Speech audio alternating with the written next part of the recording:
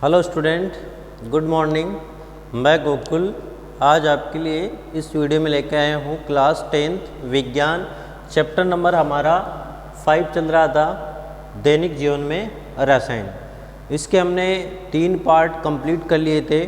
आज हम इसका पार्ट नंबर 4 पढ़ने वाले हैं। और जो पीछे हमने कंप्लीट किया था उसमें हमने पढ़ा था जो परिभाषा है, जिसमें हमने अम्ल क्षार की से संबंधित जो परिभाषाएँ थी, जिसमें आर्निस की जो परिभाषाएँ उनके बारे में पढ़ा, और ब्रोंस्टेड, लोरी और लुईस जो संकल्पना थी उनके बारे में हमने पिछले जो वीडियो था उसमें अच्छे से जाना था। आज हम अम्ल क्षार और लवण की कुछ सामान्य गुण हैं उनके बारे में चर्चा करेंगे। तो हमारा जो पॉइंट रहेगा सामान्य गुण, ठीक है।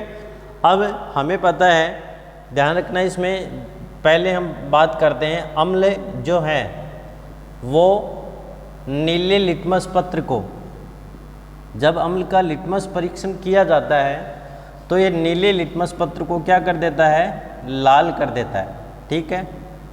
तो नीला लिटमस पत्र है उसका रंग परिवर्तित करके उसको लाल कर देता है। इसका मतलब ये किस प्रकृति के होंगे, जो हमें पदार्थ दिए जाएंगे अम्लीय प्रकृति के होते हैं। और इसी प्रकार हम क्षार की बात करें तो क्षार जो होते हैं वो लाल लिटमस पत्र को क्या कर देते हैं, नीला कर देते हैं। तो ये आपको ध्यान रखना, ये एक बेसिक गुण है अम्ल और क्षार का। अम्ल नीले लिटमस पत्र को लाल कर देते हैं तथा क्षार जो होते हैं वो लाल लिटमस पत्र को नीला कर देते हैं, पहली बात। सेकंड बात आपको ये ध्यान रखनी है कि अम्ल धातु के साथ अभिक्रिया करके हाइड्रोजन गैस देते हैं। अम्ल धातु के साथ अभिक्रिया करके हाइड्रोजन गैस उत्पन्न करते हैं, हाइड्रोजन गैस देते हैं। किस प्रकार देंगे, तो कोई भी हम प्रबल प्रकृति का अम्ल लेंगे, जिसमें हमने जाना था प्रबल कौन से अम्ल होते हैं, दुर्बल अम्ल कौन से होते हैं, प्रबल क्षार कौन से होते हैं, दुर्बल क्षार कौन से होते हैं, तो उनके बारे में हमने जो है वो पढ़ा था। तो अब इसमें ये हमें ध्यान रखना है कि अम्ल धातु के साथ अभिक्रिया करके किसका निर्माण करते हैं, हाइड्रोजन गैस का निर्माण करते हैं। तो कोई भी हमें अम्ल ले लेना है, जैसे हमने लिया HCl, ठीक है, और कोई भी हमने धातु ले ली जैसे Na, ठीक। तो ये तो क्या है, अम्ल, और ये क्या है, धातु। और जब अम्ल की धातु से अभिक्रिया कराते हैं तो लवण तथा हाइड्रोजन गैस बनती है। ये NaCl हमें पता है किस प्रकृति का है, लवणीय प्रकृति का लवण होता है, जिसे साधारण नमक कहते हैं। और इधर क्या आ जाएगा, H2 यानी हाइड्रोजन गैस। तो ये जो हमें समीकरण प्राप्त होती है, ये समीकरण एक कंकाली समीकरण है। अब इसको हम संतुलित करके इनके परमाणुओं को बराबर करके हम इसको संतुलित कर सकते हैं। तो किस प्रकार देखना, इसमें यहाँ पे हम कितने लगा दें, 2 लगाते ही ये हाइड्रोजन के इधर 2 परमाणु है और इधर 2 परमाणु है, तो ये हाइड्रोजन परमाणु संतुलित हो चुका है। इधर देखना, इधर क्लोरीन के 2 परमाणु हो चुके हैं, यहाँ पे सोडियम का सिंगल परमाणु है, तो यहाँ पे हम 2 कर दें, क्लोरीन के 2 परमाणु हो गए। लेकिन अब इधर सोडियम के 2 परमाणु है, तो इधर भी हम क्या कर सकते हैं, 2 कर सकते हैं। तो हमें ये ध्यान रखना है कि अम्ल जो है वो धातु से अभिक्रिया करके कौन सी गैस उत्पन्न करते हैं, हाइड्रोजन गैस उत्पन्न करते हैं। सेकंड और उदाहरण लेते हैं, जैसे हमने लिया H2SO4 प्लस जिंक यानी Zn। अब जब इसकी अभिक्रिया करवाते हैं तो क्या बन जाएगा, जिंक सल्फेट और H2 गैस। तो ये H2 गैस जो है वो बनती है। तो ये ध्यान रखना, अम्ल धातु से अभिक्रिया करके हाइड्रोजन गैस का निर्माण करते हैं, ठीक है। अब उसके बाद में, अब देखो हमें पता है कि लवण और हाइड्रोजन गैस बनते हैं, ठीक है। इसीलिए जो खट्टे या जो अम्लीय पदार्थ है उनको धातु के पात्र में नहीं रखते हैं। जैसे हमने देखा होगा सामान्यतः जो अचार होते हैं या नींबू का जो खट्टा रस होता है उसको हम तांबे के पात्र में या लोहे के पात्र में नहीं रखते हैं। क्यों नहीं रखते हैं? क्योंकि लोहा और तांबा ये क्या है? धातु है। और जैसे खट्टे पदार्थ हमने नींबू का रस लिया, इसी प्रकार अचार लिया, आम जो कच्चा आम होता है, अब ये सब खट्टे पदार्थ होते हैं और खट्टे पदार्थों में क्या पाया जाता है? अम्ल पाया जाता है। और ये अम्ल धातु से अभिक्रिया करके विषैले लवण का निर्माण करते हैं। किसका निर्माण करेंगे? विषैले लवण का निर्माण करते हैं, जिसके कारण ये हमारे शरीर के लिए घातक सिद्ध हो सकते हैं। तो इसीलिए जो खट्टे पदार्थ है या जो अम्लीय पदार्थ है उनको धातु के पात्र में नहीं रखा जाता है। तो एक ये आपको इसमें ध्यान रखना है, ठीक है। उसके बाद में जो धातुएं हैं वो क्षार के साथ अभिक्रिया करके किस प्रकार से निर्माण करती है, तो ये हम देखते हैं। तो यहाँ ही देख लेते हैं कि सामान्यतः जो धातुएं हैं वो क्षार के साथ अभिक्रिया बहुत कम करती है। कुछ ही धातु ऐसी है जो क्षार के साथ अभिक्रिया कर लेती है, लेकिन ज़्यादातर धातुएं ऐसी है जो क्षार के साथ अभिक्रिया नहीं करती है। तो इसी में जैसे क्षार के साथ क्षार प्लस धातु, जैसे धातुएं क्षार के साथ अभिक्रिया करती है तो लवण और जल बनता है, H2, लवण और हाइड्रोजन गैस का निर्माण होता है। अब कुछ धातुएं, मैंने बताया कि कुछ धातुएं विक्रिया करती है। जैसे जिंक जो धातु है, जिंक वो क्षार, प्रबल क्षार जैसे NaOH, जिंक धातु NaOH के साथ अभिक्रिया करती है तो लवण का निर्माण करती है। तो यहाँ पे कौन सा लवण बनेगा? Na2ZnO2 plus H2। ये क्या है? Sodium zincate, sodium zincate. तो सोडियम जिंकेट ये एक लवण है और यहाँ पे कौन सी गैस निकलती है? हाइड्रोजन गैस निकलती है। तो ये ध्यान में रखना कि सामान्यतः धातुएं जो हैं वो क्षार से अभिक्रिया न के बराबर करती है, लेकिन कुछ धातुएं ऐसी है जैसे जिंक जो क्षार से अभिक्रिया करके लवण और हाइड्रोजन गैस उत्पन्न करती है। तो जिंक धातु है वो NaOH से अभिक्रिया करती है, जिसे कास्टिक सोडा कहते हैं, सोडियम हाइड्रोक्साइड कहते हैं, दाहक सोडा भी इसको बोला जाता है। तो जिंक NaOH से अभिक्रिया करते सोडियम जिंकेट और हाइड्रोजन गैस का निर्माण करती है। तो ये आपको इसमें ध्यान रखना है, ठीक है।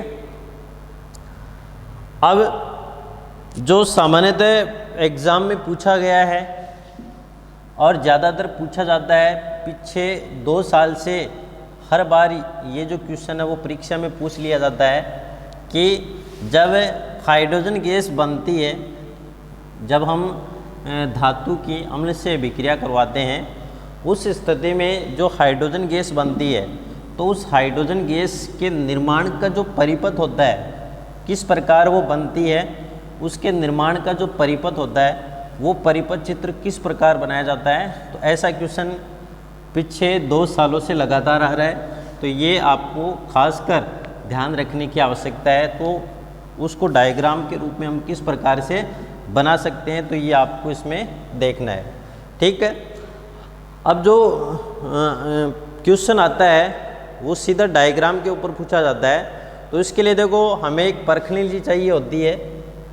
जैसे हमारे पास एक परखनली है इस प्रकार, ये एक परखनली है, ठीक है। अब इस परखनली को ऐसे स्टैंड है,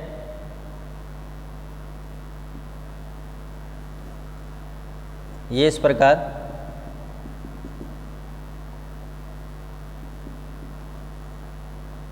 इस प्रकार इसको बना देंगे।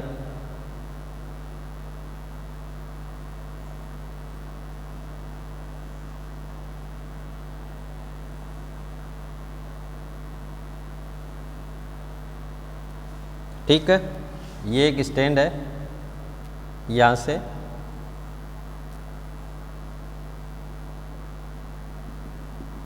तो ये आपको इतना इसमें ध्यान रखना है, इसको हमने स्टैंड से लगा दिया। यहाँ पे एक कार्क लगा दिया यहाँ पे इस प्रकार, ये कार्क से इसको हमने बंद कर दिया और इसके अंदर से एक नली है वो अंदर प्रवेश करवा दी इस कारक से होते हुए, ताकि जो भी अंदर अभिक्रिया हो उससे कुछ भी बने उत्पाद के रूप में वो इधर उधर नहीं जाए, जो हम प्रयोग कर रहे हैं उसके अकॉर्डिंग वो सही रहे। ठीक है, तो ये हमने नली लगा दी, चलो इतना लगा देते हैं। अब ये जो नली है इस नली को हमने एक एस आकार की नली होती है इस प्रकार, ये इस प्रकार एक नली होती है इस प्रकार। ठीक है, तो ये हमने एक एस आकार की एक नली बनाएंगे यहाँ पे, और ये जो नली यहाँ पे आती है, जैसे मान लो ये नली यहाँ पे आ रही है इस पात्र में, ठीक है, ये यहाँ पे हमने एक पात्र बना दिया।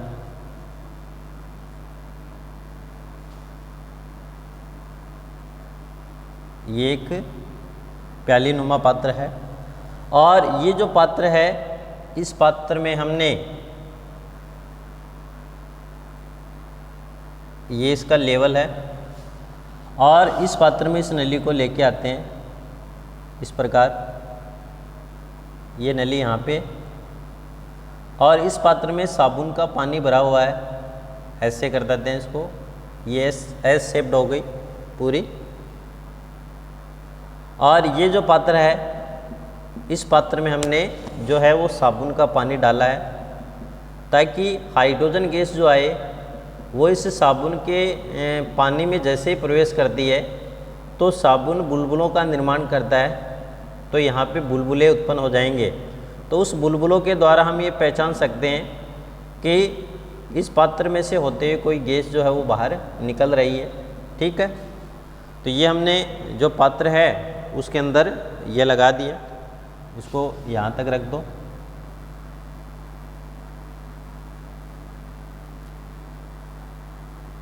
ठीक है, अब ये हमारा स्टैंड है, इसको हमने स्टैंड पे रख लिया और ये लगभग हमारा डायग्राम जो है वो परिपथ जो है वो तैयार है, सॉरी जो चित्र है जो प्रयोगशाला में रिलेटेड वो हमारा चित्र अब तैयार है।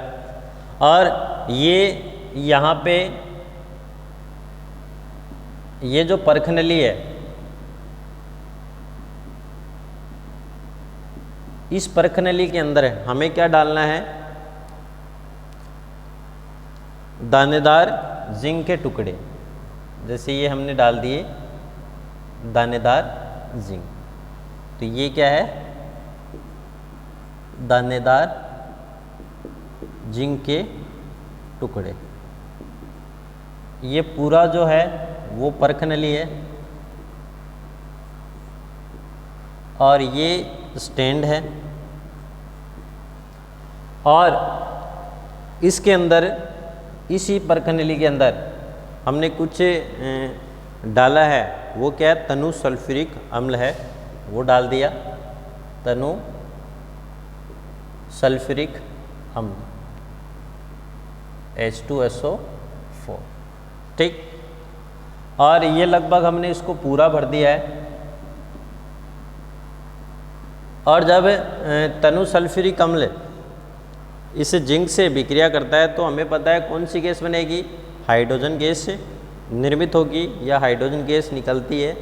तो यहाँ से इस प्रकार से हाइड्रोजन गैस के बुलबुले ये जो हम भेज रहे हैं ये क्या है, हाइड्रोजन गैस के बुलबुले, हाइड्रोजन गैस के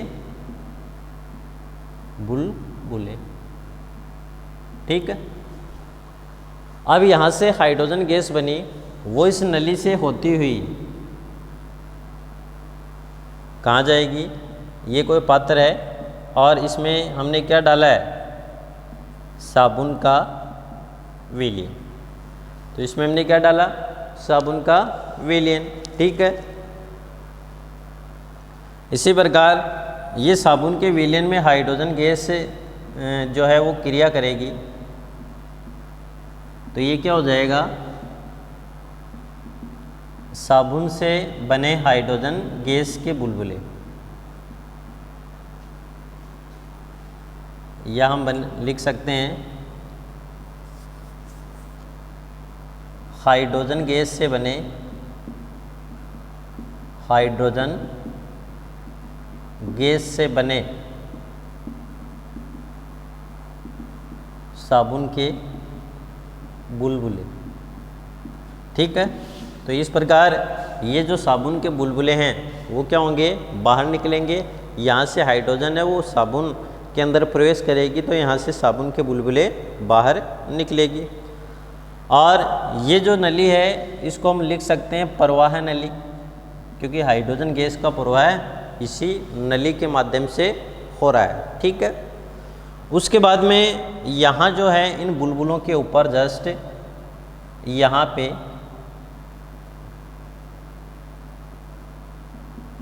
ये है एक जलती हुई मोमबत्ती लेके आते हैं यहाँ पे, इस प्रकार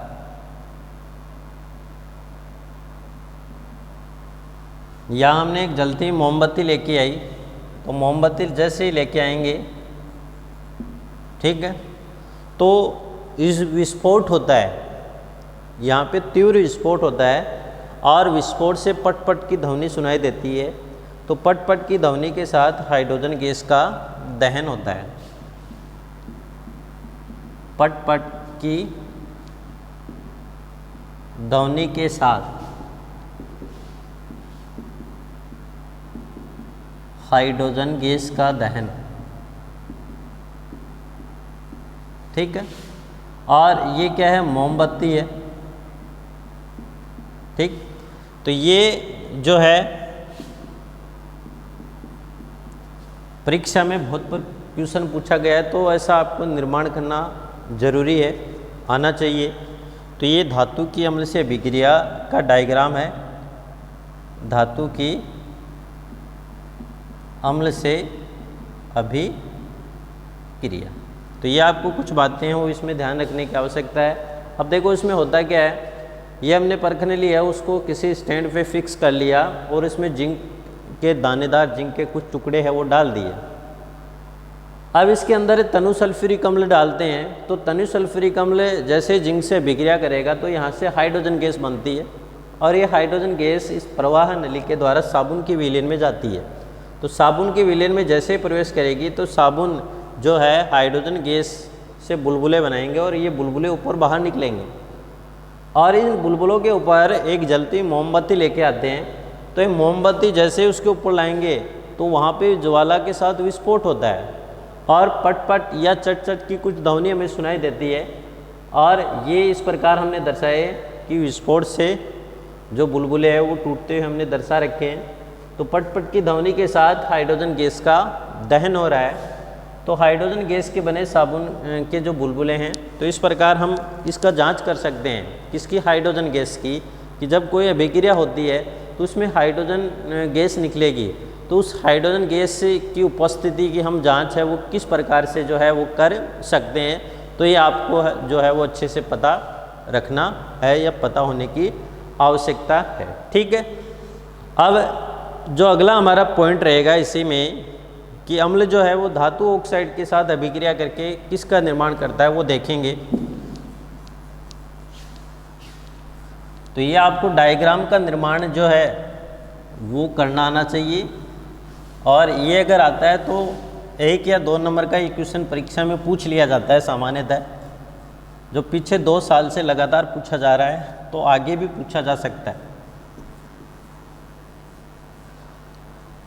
अब हमें धातु ऑक्साइड के साथ अभिक्रिया करनी है कि धातु ऑक्साइड से किस प्रकार से अभिक्रिया होती है।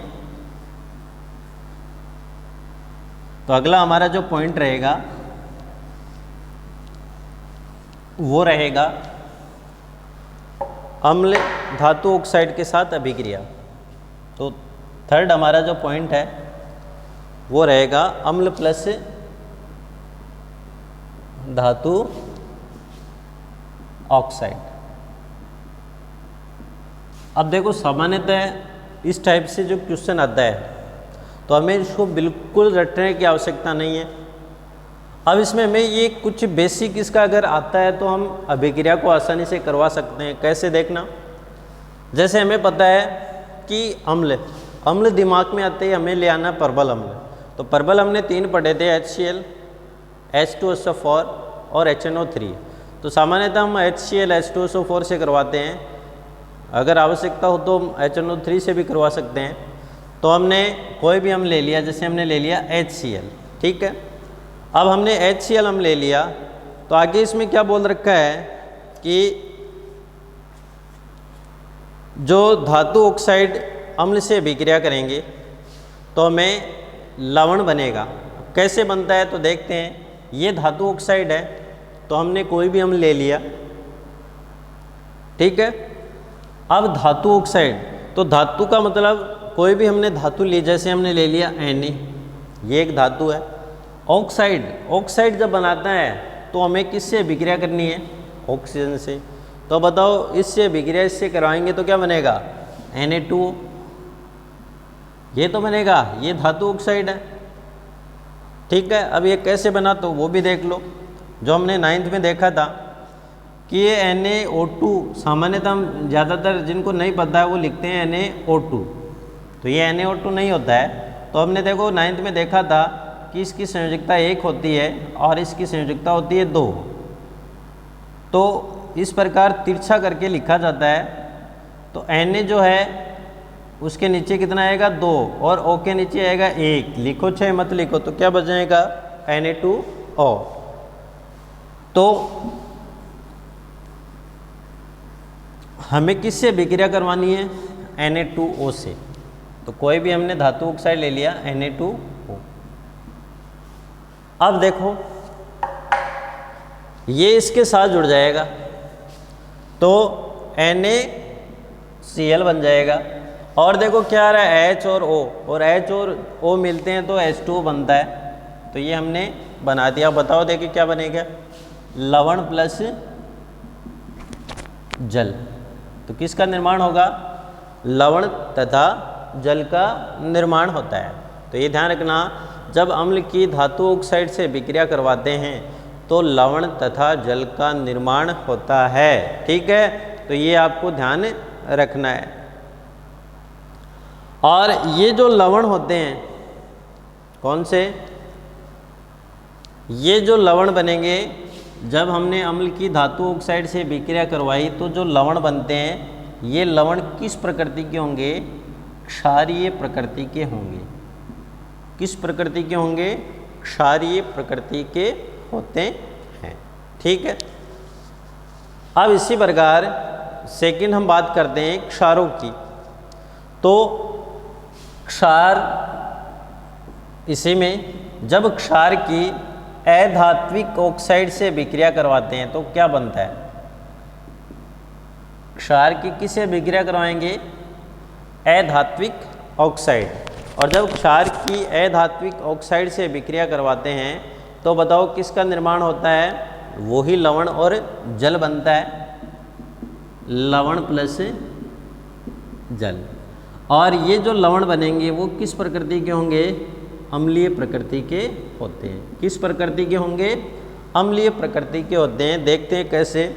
तो देखना इसमें, जैसे कोई भी क्षार ले लो, हमने ले लिया NaOH, और उसके बाद में कोई भी क्या लेंगे? अधात्विक ऑक्साइड, जैसे हमने ले लिया CO2, ठीक है। अब देखना इसमें, जब CO2 की NaOH से अभिक्रिया करवाते हैं तो क्या बन जाएगा? Na2CO3 plus H2O। अब देखना इधर 2NaC1O3, ये यहाँ पे ये 2 और 3, और यहाँ पे H2O। तो ये जो लवण बनेंगे ये लवण किस प्रकृति के होते हैं? बताओ। अम्लीय प्रकृति के प्राप्त होते हैं। तो ये आपको इसमें ध्यान रखना है। उसके बाद में अगला जो पॉइंट है, जो 4 नंबर का पॉइंट है, उसमें हमें ये ध्यान रखना है कि अम्ल और क्षार का जलीय विलयन, अम्ल व क्षार का जलीय विलयन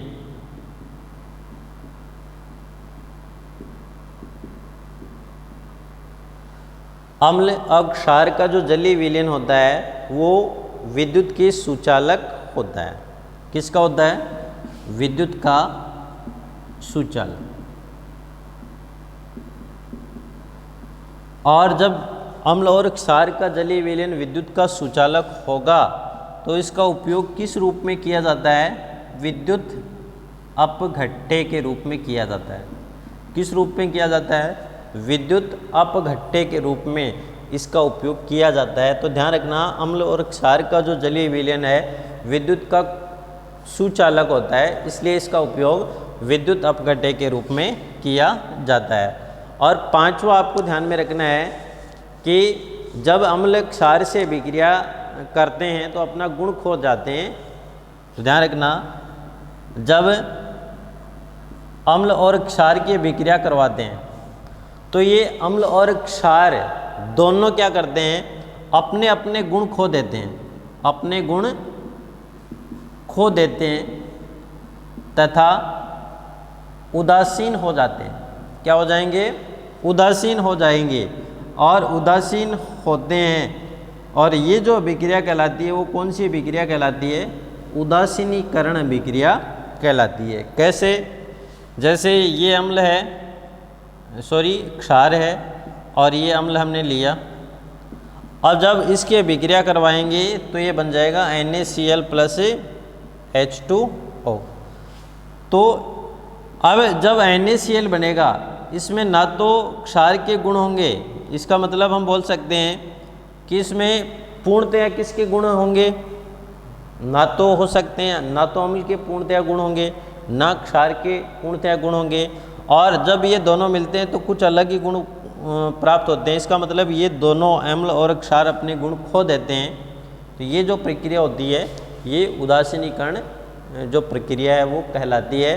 तो इस प्रकार जो है वो आज की इस वीडियो में हमने जो पढ़ा वो सामान्यतः कुछ विशेषताओं के रूप में हमने कुछ जो धातु की अम्ल से विक्रिया है, क्षार से विक्रिया है, ऐसे कुछ गुणों के बारे में हमने आज की इस वीडियो में पढ़ा। और हमारा अगला जो वीडियो होगा इसमें हम इनके कुछ उपयोग हैं उनको हम देखने वाले हैं।